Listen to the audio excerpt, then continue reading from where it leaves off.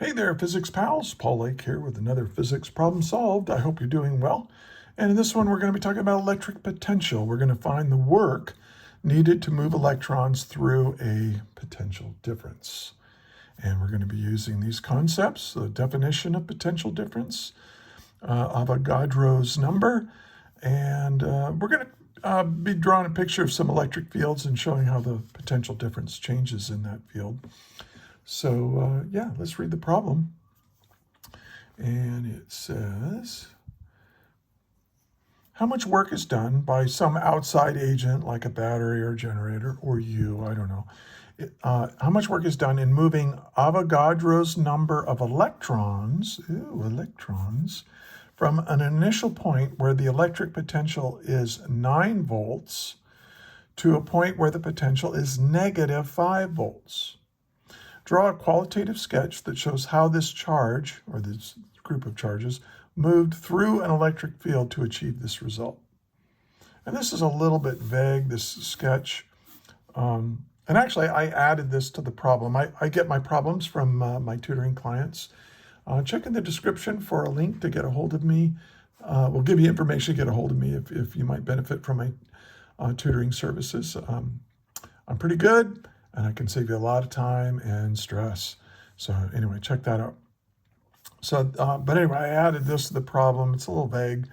So if you struggle with it, I'll show you what I intended by it.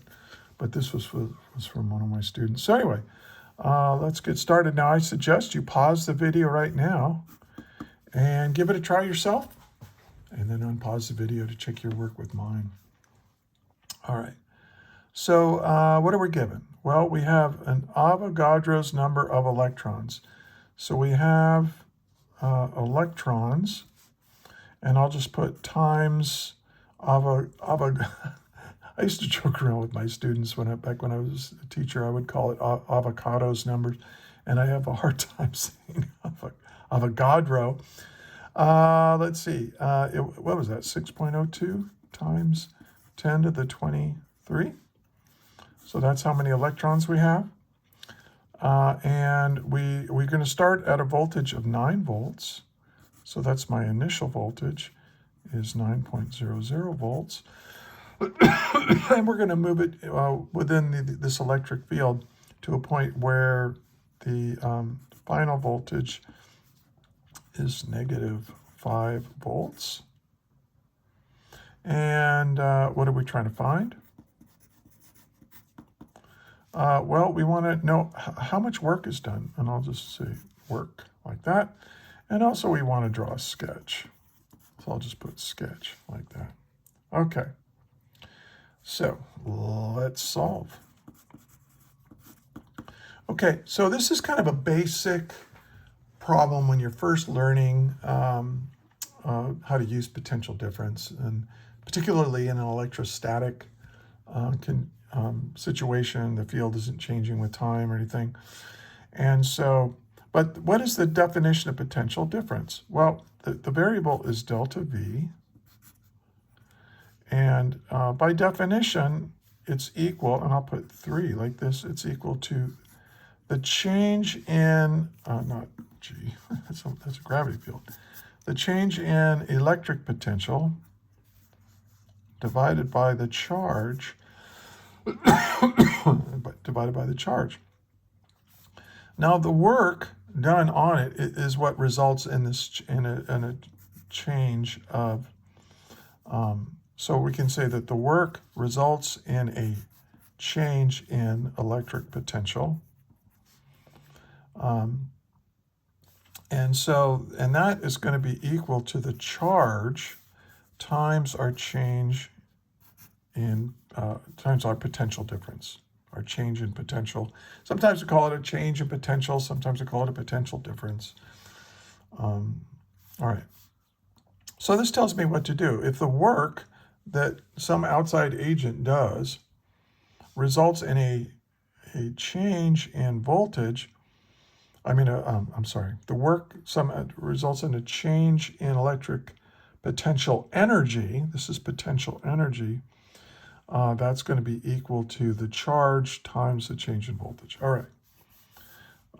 So And I have a lecture. If you check in the description, there's a link to where you can find a whole bunch of problems like this one, other example problems, and a lecture, and this problem. I'm going to add this problem to the document when I'm finished here. So check that out. Check in the description for a link for a lecture for where I derived this.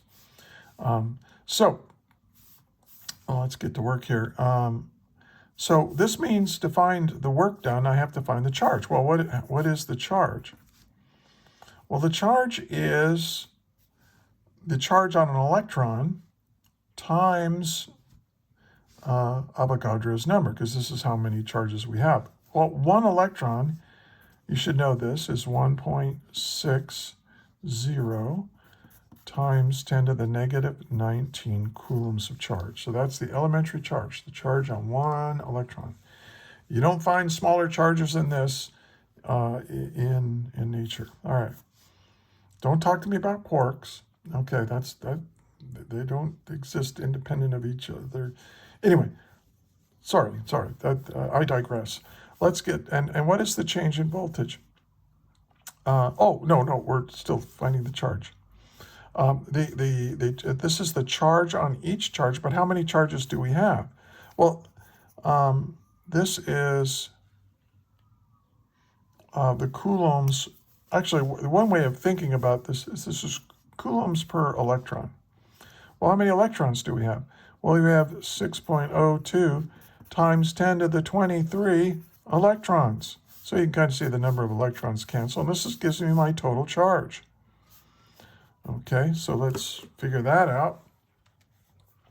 So you have negative 1.6 times 10 to the negative 19 times 6.02 times 10 to the 23 equals, and you get negative 9.63 times 10 to the 4 coulombs. Now this is a lot of charge. Oof, that's a lot of charge. So hopefully this took place over some time. I don't know. That's a lot of charge right there. That's lightning bolt kind of stuff. All right. Now, so we've got Q. Now we need to get delta V. Well, the change in voltage is pretty easy, right? That's just the final. Anytime you have a delta, it's the final minus the initial amount of voltage. Well, my final voltage was negative 5.00 volts. And then minus my initial voltage was 9 volts. And this gives me a voltage difference of, we dropped 14.00, whatever, volts. Okay, so now we just need to multiply this times this, and we'll have our answer. So the work done, which results in a change in electric potential energy, is equal to the charge, negative 9.63 times 10 to the 4 coulombs, times negative 14.0 volts. But remember that 1 volt is equal to 1 joule of energy per coulomb of charge. So sometimes when I do this, I say, oh, it's a volt? Well, that's a joule per coulomb. And by doing that, it allows me to cancel out the coulombs, and I'm left with joules. Nice. Okay. And so what is this? This is, I've already got this number in my calculator.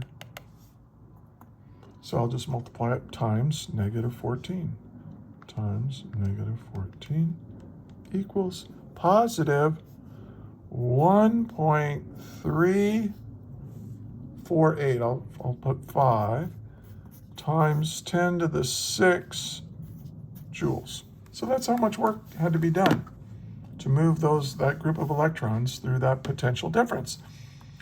Now whenever you see times 10 to the 6, we like to call those megajoules. So 1.35 megajoules. Okay. But leaving it like this is just fine. Okay, and there's our answer for this first part. Hey, if you're finding this helpful, please like, share, and subscribe. Share it with your friends in your physics class. Share it with your teacher. I like it when teachers use my resources. Many of them do, so it's cool. All right. Now, for this next part, we want to draw a sketch that kind of shows how this could happen. So now we don't know anything about the electric field. It could be a uniform field. It could be whatever. So I'm going to draw the field like this. Just kind of, it doesn't have to be uniform. It can have some curves in it or whatever. Okay, now we had some electrons, right? We had electrons, and let's put it right here. And we said this was at 9.0 volts. Now, one of the things, if you fall down an electric field, if you go with the direction of the electric field, that means you're dropping in voltage. So here's negative, what is it, -5? And so I've got a bunch of electrons right here, and some outside agent has to push it from here to here. And you go, wait a minute, well, how can I have a drop in voltage? Because they're electrons. And you see, the electric field is applying a force in the opposite direction. So here's the electric force on these electrons. So to move these electrons from here to here, you got to oppose this electric force. You got to do work against that electric force, and you have to go to bring it here. So some outside agent had to do positive work to drop its voltage? Yes, because it's a negative charge. Now, I talked a little bit about this in the lecture for this material, but imagine this is like a gravity field. And we have a rock right here with a certain mass on it. Now, well, gravity acts on mass the way electric fields act on charge, right? But here you see the gravity field is always down. You'll never have a situation where the gravitational force is always down. And so when you go from here to here, the conservative force is doing positive work, which means you're losing potential energy. I think you can see, remember gravitational potential energy? I think it's pretty obvious that you're losing gravitational potential energy going from here to here. But here's where this analogy with gravity breaks down, because there's only one kind of mass, and that's positive mass. There's no such thing as negative mass, so far as we know. We've never observed anything with negative mass in the universe. But if you had something with negative mass, well, then this gravity field would oppose it. And so to drop its gravitational potential, you would have to like that. But that never happens with mass. But it does with electric charge. There's two kinds of electric charge. You've got positive charge, we've got negative charge. And so even though we had a drop in electric potential going from here to here, because we're falling with the field, just like you fall with the gravitational field, you lose potential energy. Well, here we lose electric potential, but we actually had to do positive work to bring those electrons from here to here, because electrons have negative charge. And so the electric force is in the opposite direction. So you've got to work against that to bring it there. I hope that's clear. Hey, if something isn't clear, if I made a mistake or I explained something in a way that didn't work for you, put the question in the comments, but leave a timestamp.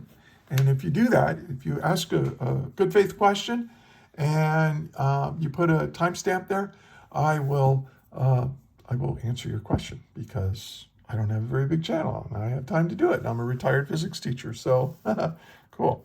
Anyway, hey, if you got all the way to the end, I want to thank you for watching. I also want to thank you for being a physics student, Because without smart, hardworking people like you learning how the universe works, our technologically based civilization will crumble.